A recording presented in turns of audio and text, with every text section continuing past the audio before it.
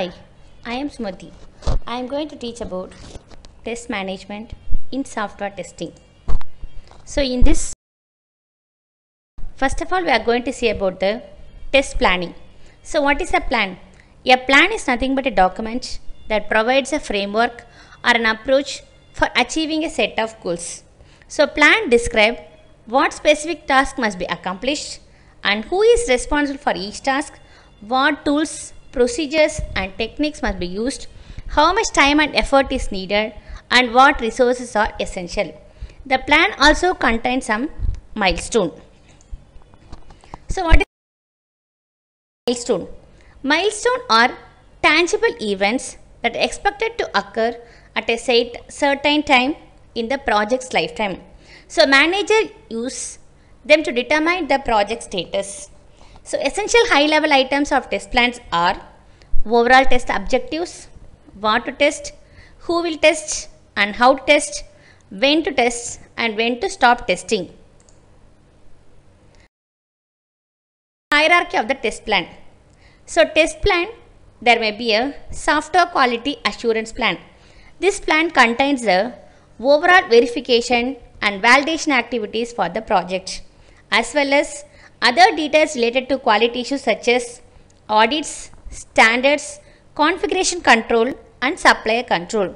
So next is contains an master test plan. Master test plan includes an overall description of all execution based testing for the software system.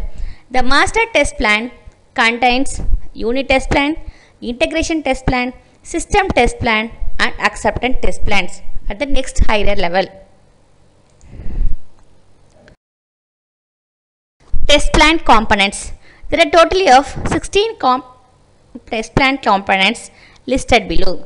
Test plan identifier, introduction, items to be tested, features to be tested, approach, pass or fail criteria, suspension and resumption criteria, test deliverables, testing task, test environment, responsibilities, staffing and training needs, scheduling, risk contingencies, testing cost, approvals.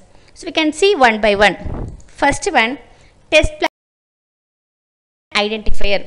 So test plan identifier is nothing but unique identifier that is associated with the specific projects and become the part of the project history. Organization standard should describe the format for the test plan identifier and how to specify the version, since test plan, like other all software items, is not written in stone. It is subject to change. Next one, introduction. So in this test section, the test planner gives an overall description of the project, the software system being developed or maintained, and the software items or the features to be tested. It also includes the high-level description of testing goals and testing approaches. It also have a supporting document such as this additional documents for a reference. Next, for example, organizational policies and standards documents, the project plan, quality assurance plan and software configuration plan. Next one, items to be tested. So there should be listing of entities to be tested, such as it should include the names, identifier, version or a division of numbers for each entity. The item listed could include the procedures, classes, modules, libraries, subsystems and systems.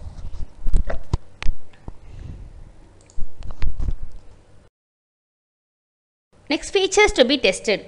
So in this component, the tester gives another view of an entity to be tested by describing in terms of an features the end caps. Features may be described in a distinguishing characteristics of the software component of the system.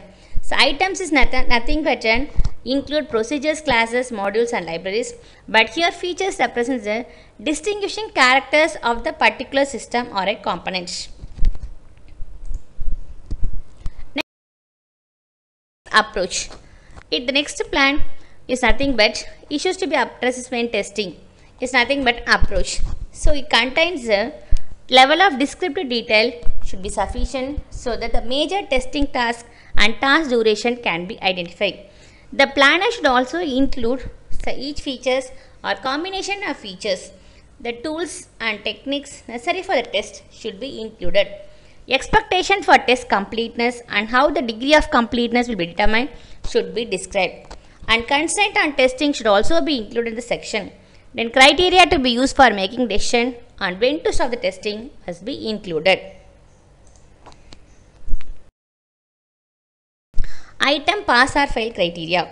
So here master test plan should prepare a general description of this criteria when a particular test has been failed or when a test has been failed upon execution. Suspension and resumption criteria. In this section of the test plan, criteria to suspend and resume testing are described.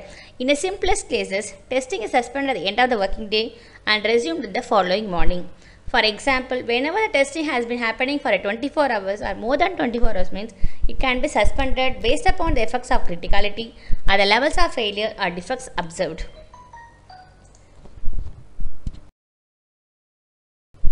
Test deliverables. Execution-based testing has a set of deliverables that includes a test plan along with its associated test design, specification, procedures and test cases. Deliverables may also include the other document that results from testing such as test log, test transmittal reports, test incident reports, test summary reports. And the test deliverables is nothing but an test harness.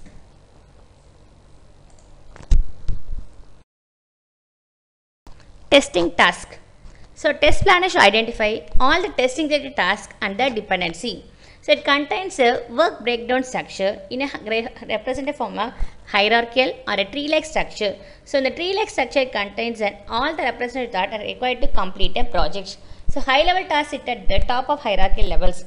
Leaves are detailed tasks sometimes called as work packages that can be done by 1 or 2 people in a short period of time, typically 3 to 5 days.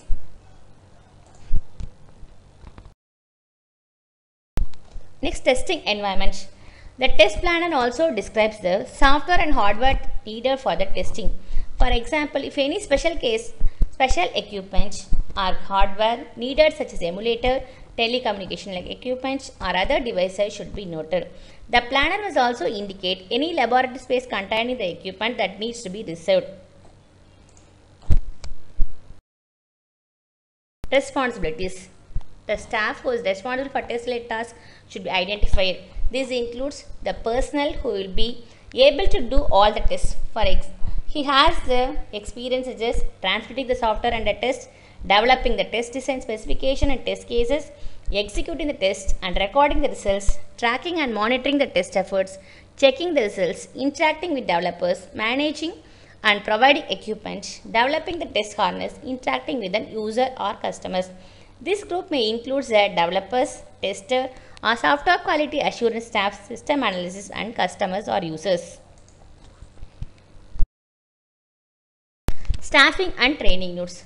Test planner also should describe the staff and skills needed to carry out the test-related responsibilities, such as, for example, a special training should be given to the particular user that should be noted. Scheduling.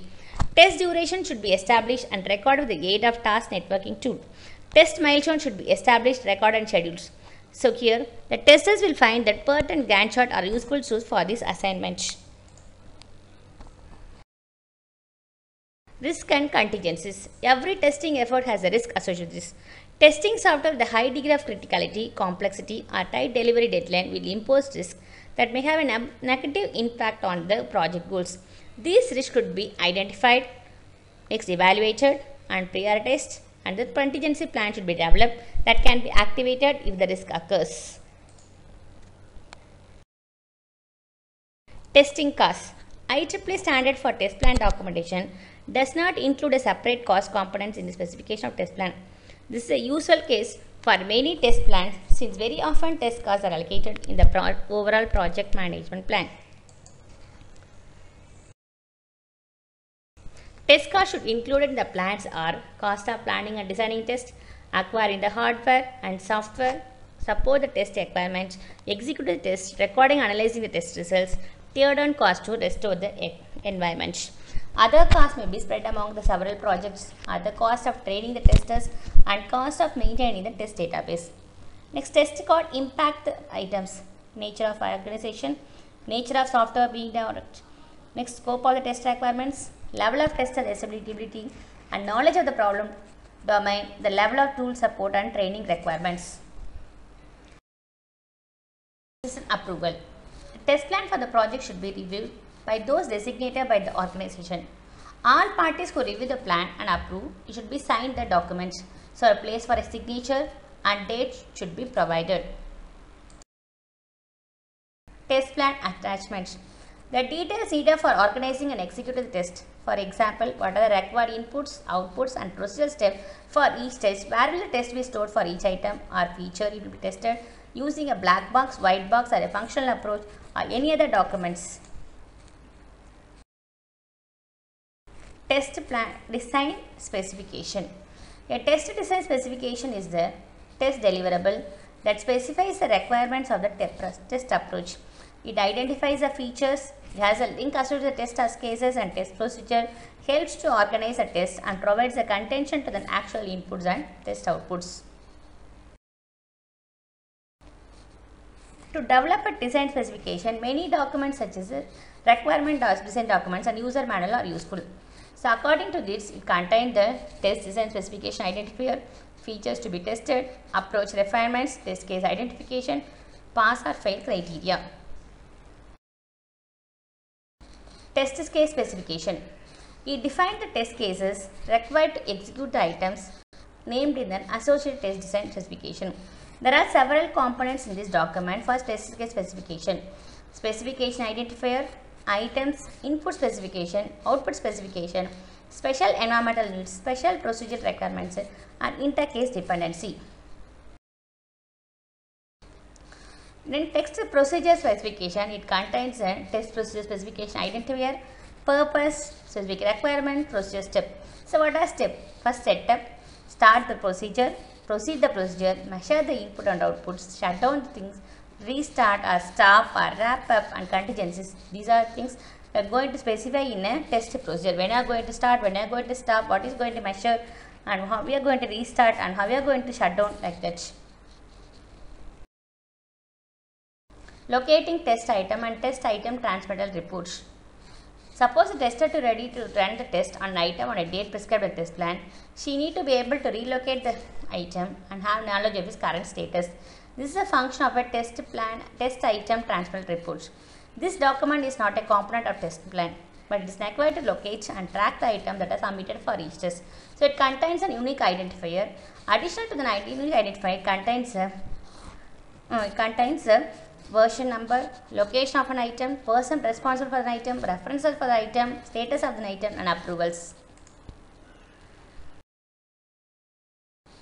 So after finishing everything, this result should be reported. For reporting, we have three types of documents: test log, test incident report and test summary report. So what is test log? It is prepared by the person executing test. It is a diary of the events that take place during the test. It supports the concept of testing as a repeatable experiment.